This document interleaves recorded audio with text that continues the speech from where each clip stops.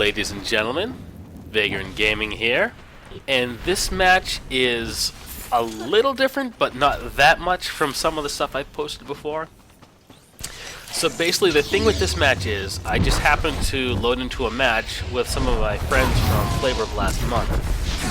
So what we wound up doing is, at first I was going to set Aaron Hernandez there as my focus target and work off of him, but then as we went along that changed a little bit.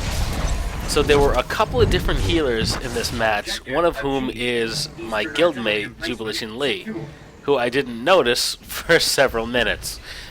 But that aside, what wound up happening was, the way that it worked out for our team strategy was I'd put pressure on a particular healer to help it make it easier for them to focus on everything else, that being the objectives and the other healers. And the reason why I specifically mention that is, the healer that I'm on their target, I spend a good chunk of time just chasing them around, just trying to put pressure on them. But you notice they have a guard. So what you normally want to do is, kind of like how I just switched right there briefly, if you notice that the healer you're attacking has a guard on them, you switch to someone else, because the tank is going to be absorbing a decent amount of your damage. So if there are multiple healers, you find the healer without a guard, and you park on them. This time around, I just completely disregarded that because it was just part of our strategy. In that particular case there was an opening, and as you can see, that healer was not guarded, and it wasn't super difficult to take care of them. And I think right there is when I noticed, hey, that name looks really familiar, and it's my guildmate, Jubilishin Lee, who I always feel bad going after one of their characters, because, like, they're always super nice to me. So, like, I just feel bad. Fortunately, they were totally cool about it, didn't take it personally, which is good, because that would have gotten super awkward. So, I'm briefly separating away, just to work in line with what all those guys from Flavor last month were doing, and then I'm probably going to be switching back to target and just parking on them. Part of the reason why I was on Jubilishin right there was because the other healer was healing them, so effectively two healers were being occupied by that one stretch. And so now I think, no, there is another healer over there, there's Star, but the Flavor guys are dealing with that one, so I'm putting pressure on the one that's being guarded. And this was also partially helpful to them because the tank is less likely to swap his guard around if the healer he's working on is being tunneled. So no one else had to worry about going after a healer that was guarded because I was kind of drawing their attention. I'm hopefully explaining this clearly enough so that everybody understands. But basically, I was like a distraction, kind of, sort of. Because normally I would have just focused targeted off of Aaron Hernandez like the entire time, and we would have just focused our damage and worked that way. But it's just the way that this match panned out, where, at the time anyway, it seemed like the better move for me was to say, for example, pick target, sit on them for the majority of the time, unless like a good opening seemed like it was coming up. Case in point, Aaron Hernandez and we teamed up there. So the other reason why I was the other reason why I wanted to focus on this match and why I thought it might be helpful for some people is just knowing what to look out for, because sometimes the subtle animations of the game are very easy to miss. So for example, it looks like the tank actually did switch his guard there. I think he has his guard on Jubilishin Lee, and you'll see there's that like electric effect, that lightning bolt that's connecting basically the tank to Jubilishin. And there you go, he just swapped his guard to target there. So periodically there, you'll see that little lightning bolt effect, and that's basically symbolizes some of the damage being pulled off from the healer, or from the guarded person to the tank. And you want to get used to looking for that, because when you see it, then you'll know, hey, this person's guarded, and you might want to swap who you're attacking, unless it's just part of your strategy and it's working. So the other thing though was, I also wanted to be on target for long stretches because it's good practice. Because I don't have a lot of burst as a dot class, and commandos have some pretty generous defenses, as I've talked about multiple times in some of the commando videos, a good commando healer would be pretty difficult to deal with, especially when they have a guard. So I figured, I can probably swing away on this guy for the whole match, and I mean, he might not even notice. Although we did get him close a couple of times. There were a couple of times earlier where we almost had him, and I think this was another one. But between the guard, the multiple healers, and his defenses, and this guy was pretty good. Like, I run commando heals on occasion, and I'm only, like, I'll fully admit it, I'm like average at it.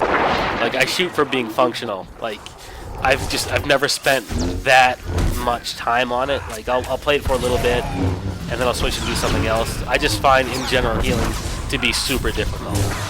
A lot of people tell me that Sword/Sage healing is like king of the hill, and for the life of me, I couldn't stay alive to do it. Like, even when I was free casting, I still wouldn't really perform all that well. But I was a bit more familiar with Commando, and when they got the buffs to their defenses, I figured now's as good a time as any to try to learn how to do this. And I got over the difficulty curve enough where I can function, and if I'm not being pressured too hard, I can do a decent job. But anyway, that's just another nonsensical tangent. So, right now I'm back on target again, and I'm trying to find opportunities for the dot spread there.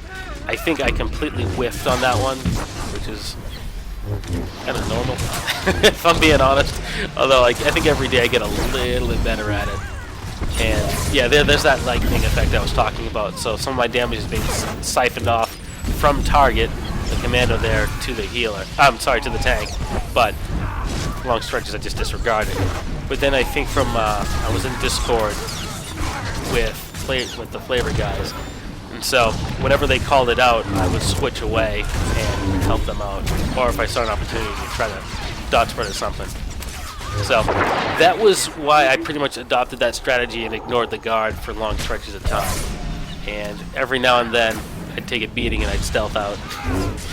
And looks like Jubilation's guarded, and I'm just going to ignore it and start swinging on him for a little bit. Fortunately, I've got some nice heals coming at me, or I would have been dead many times over. And the other thing that you can try to do if you are attacking a healer that's close to their tank, what you would want to do if you can is to try to catch both of them in an AoE, or in my case, try to get my dots taking on both at the same time. And the reason is because, especially with AoEs, they'll take the damage that goes at them directly, but then a percentage of the damage from their guarded target gets sent to them as well. So you're effectively doing like extra damage to the tank if you can catch them both. So I wasn't able to line up my dot spreads that well. I think at this point in time, I was still getting used to it. And in fact, when I jumped on target there, one, it's because they were throwing some pebbles at me, but two, I figured he was isolated enough that I could do some damage. Although then, this commando jumped in the way, and then I swapped over to them because I thought maybe, just maybe, I could finish them off, and bang!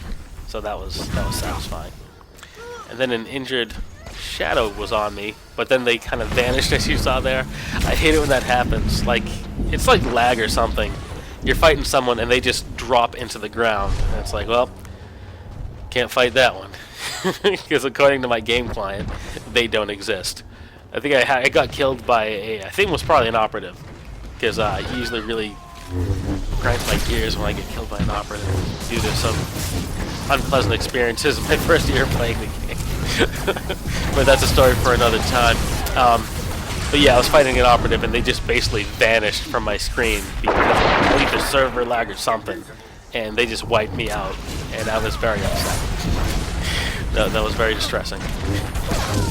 So the flavor guys are doing great. They're for the most part spearheading this match, and I'm just trying to run support.